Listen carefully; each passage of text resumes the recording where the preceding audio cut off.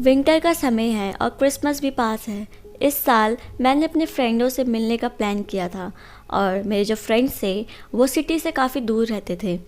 उन्होंने मुझे कहा था कि इस बार हम पार्टी ज़रूर करेंगे, तो मैं काफ़ी एक्साइटेड था और इसलिए मैंने अपनी सारी पैकिंग करी और अपनी कार स्टार्ट करी और अपने दोस्तों से मिलने के लिए चले गया।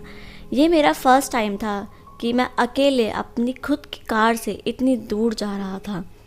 मैं बहुत ज़्यादा ही एक्साइटेड था और उस दिन वहाँ की रोड्स काफ़ी क्लियर थी, कोई भी वहाँ पे ट्रैफिक जैम नहीं था, तो मैं आराम से अपनी गाड़ी में जा रहा था। ये विंटर के समय में लोग अपने घरों में अपने बच्चों के साथ रहना पसंद करते हैं, इसलिए विंटर्स में ज़्यादा ट्रैफिक नहीं मिलता। मैं एक सोशल मीडिया इन्फ्लुएंसर हूँ, तो मुझे अपनी सेल्फ़ीज़ खींचकर उसे पोस्ट करना काफ़ी पसंद है और जब मैं वहाँ से जा रहा था तो मुझे वहाँ का व्यू बहुत ही अच्छा लग रहा था, इसलिए मैं वहाँ पर रुका और अपनी सेल्फ़ीज़ खींचने लगा। यहाँ का व्यू सच में काफ़ी अच्छा है और जहाँ मेरे फ्रेंड्स रहते हैं वहाँ तो मैजिकल है।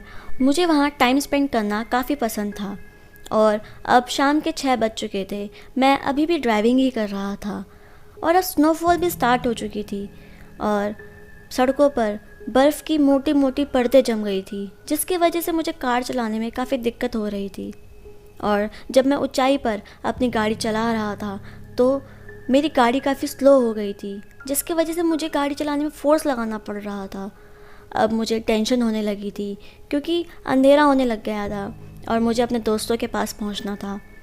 अब मेरे समझ नहीं आ रहा था कि मैं क्या करूं, तो मैंने सोचा कि काश मुझे जल्दी से गैस स्टेशन मिल जाए और मैं वहां पर बर्फ़ के रुकने का वेट करूं। तभी मुझे सामने से एक लाइट्स दिखी और जब मैं वहां पहुंचा तो मैंने देखा कि वो गैस स्टेशन ही है। तो फाइनली मैं थोड़ा रिलीफ फील करने लगा और जल्दी से वहां पर अंदर भागा। वहाँ पर एक आदमी मिला जो काफ़ी कम बोलता था, उसे ज़्यादा बोलना पसंद नहीं था, पर उसने मुझसे सिर्फ इतना पूछा कि इतनी रात में कि तुम कहाँ जा रहे हो। तो मैंने उसे जवाब दिया और चिप्स लिए और एक कोने पर जाकर बैठ गया। मैं अपने फ़ोन पर इंस्टा चलाने लगा और स्क्रॉल करने लगा और तभी थोड़ी देर में वहाँ पर एक अजीब सा इंसान आया जो काफ़ी अजीब सा दिख रहा था। उसके लंबे से बाल थे और उसने काफ़ी लंबा सा कोट पहना हुआ था और उस आदमी के फेस एक्सप्रेशन भी काफ़ी अजीब से थे। मैंने देखा कि उसने कुछ सिगरेट्स खरीदी और थोड़ी ही दूरी में वो बैठ गया। उसने मेरी तरफ बिल्कुल भी नहीं देखा। पहली बार तो मैंने भी उसे इग्नोर कर दिया था।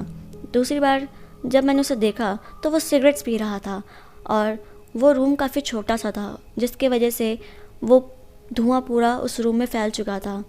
शॉपकीपर ने भी उसे बोला कि सिगरेट्स मत पियो, पर उसने बिल्कुल नहीं सुनी और मुझे सिगरेट बिल्कुल पसंद नहीं है।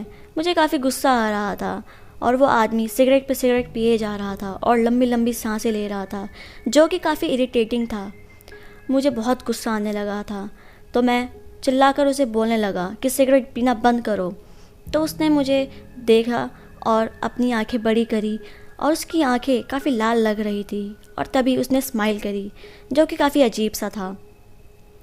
तो मैं अपने आप को डिस्ट्रैक्ट करने के लिए अपने फ़ोन की तरफ देखने लगा और तभी मेरे दोस्त का कॉल आया। उसने पूछा कि तुम कहाँ हो। मैंने उसे पूरी स्टोरी बताई और बोला कि तुम टेंशन मत लो, मैं थोड़ी देर में निकलूँगा, स्नोफॉल बंद हो जाएगी और मैं तुम्हारे घर पहुंच जाऊंगा। और तभी मैंने देखा कि सामने वो आदमी मुझे अजीब तरीके से देख रहा है। ऐसा लग रहा था कहीं मेरा वो फ़ोन ही ना चुरा ले। पर थोड़ी देर बाद ही वो वहाँ से निकलने लगा और पीछे मुड़कर पागलों की तरह हंसने लगा, जो कि काफ़ी क्रीपी था। और वो वहाँ से चले गया और उसके बाद वो वापस बिल्कुल नहीं आया।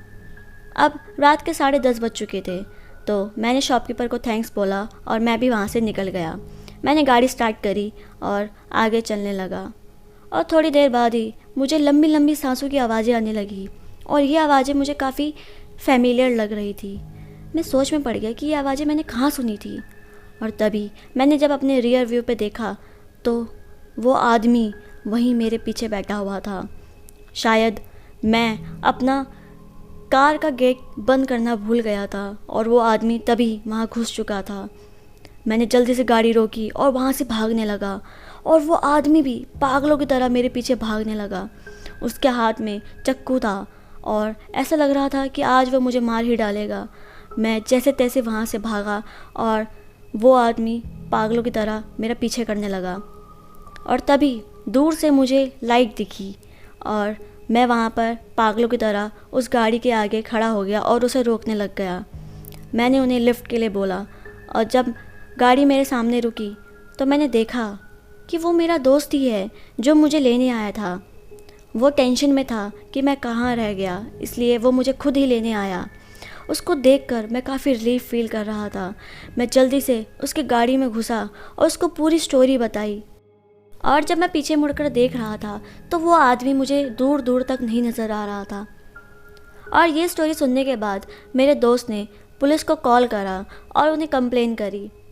और उसके बाद मैं और पुलिस अपनी गाड़ी के पास पहुँचे तो हमने देखा कि उस आदमी ने अपने चाकू से पूरे सीट्स की चीर फाड़ कर दी थी।